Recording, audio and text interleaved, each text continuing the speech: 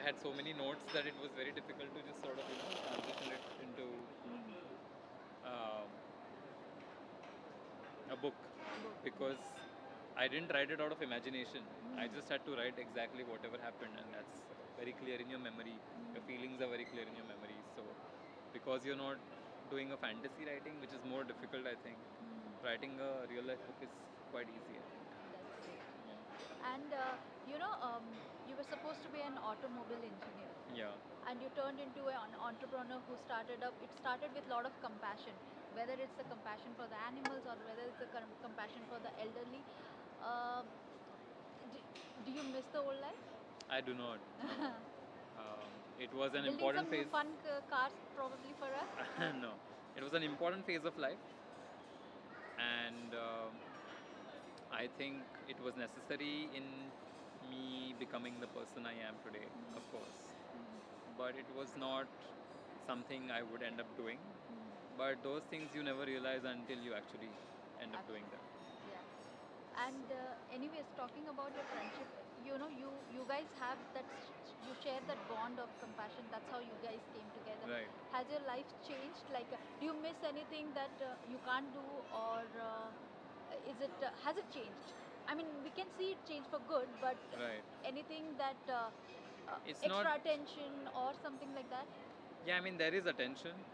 I try to channelize that attention for impacting communities, for talking about the right things, for coming up with entrepreneurial startups or ideas that impact people positively. So, whatever attention I am getting, instead of just leaving it idle, I'm trying to use it to generate things that would help our society. And I'm trying to voice my thoughts on different, things that could help the youth. So yes, attention is there. I'm not very fond of it, but now that it's there, I'm trying to channelize it at least for those who can utilize that attention instead of me keeping it to myself. How are you, you know, minus Mr. Tata in your life? Like, probably he's a very important figure, but how are you, like, as a Shantanu? Like, just do you chill with your buddies, and how do you keep yourself very real, your life very real? Um, Do you still have friends who you go like, okay, let's go for Absolutely, absolutely. chat or something like that? Like, Of course, I mean, people imagine because one is in proximity to the person so much that you would change as a person or something, but everybody is in the end a human being, and everybody has a support systems and friends, and that doesn't go away. I have a good support system, good friends, so of course I spend time with them, and we have our rituals that we follow, with coffee or something else or a drive. So yeah, that is absolutely still there. Nothing's changed there. that's wonderful. And talking about this one, what is your biggest learning in a journey so far? Like, I mean, you have miles to go, way to go, but you're basically with somebody who is an encyclopedia of life. I'm not talking about knowledge or something like that. It's a life. What was the life learning that you got from it? I think it's not finite or it's not ended, the life learning. I think you keep learning more every day through observation. It's not that he sits you down and says, Shantanu, I want you to remember this lesson. Nobody teaches that way. He doesn't, definitely. You have to sort of observe him and learn things yourself.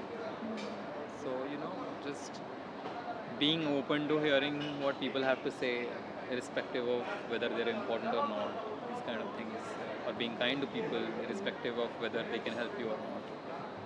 These are the kind of things that you get to learn in his proximity. But honestly, there is no new lesson or no hidden lesson that only I know and people don't know because they don't know him. All his lessons are public. If people just go and read about him and the kind of work he's done or watch his interviews, everybody has a chance to know what it is that he stands for and what it is that his lessons are. So there is no secret that I'm holding as such. That is only private to me.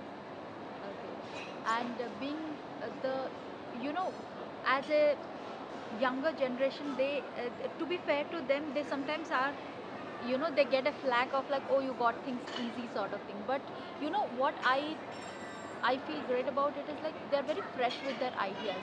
So were you when you came up with the Goodfellows and all that. It was more of the idea that you thought you'll get a friend for the elders.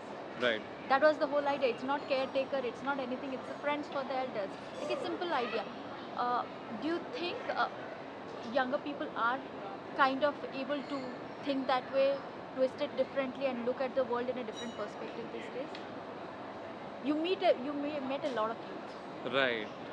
I think the young people are definitely more inquisitive about what impact are they creating in somebody else's life, Mm-hmm. and what are they standing for, or what do their jobs amount to, and what is their purpose in life. Yeah. So they're definitely more attentive about where they stand in this grand scheme of the world, rather than um, just doing a daily 9 to 5 and not thinking about what impact they're creating on anybody. So yes, I do think they're thinking about things, and they're thinking about the world around them and how they can impact it positively. Not everyone tries to fix it at the same time, at the same age. Some do it early on, some do it very late.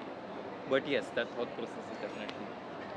I'll wrap up this interview with one last question. Is it your first visit to Bangalore, or have you visited I Bangalore? have visited, but it's always been a day trip where I come in the morning and leave at night. Oh my God! Why do you stay in Bangalore? Is a lovely place. Just spend some time with. It's just commitments and work. It's work. I Yeah. get it. Thank you so much for chatting, Shantanu, and congratulations on the award.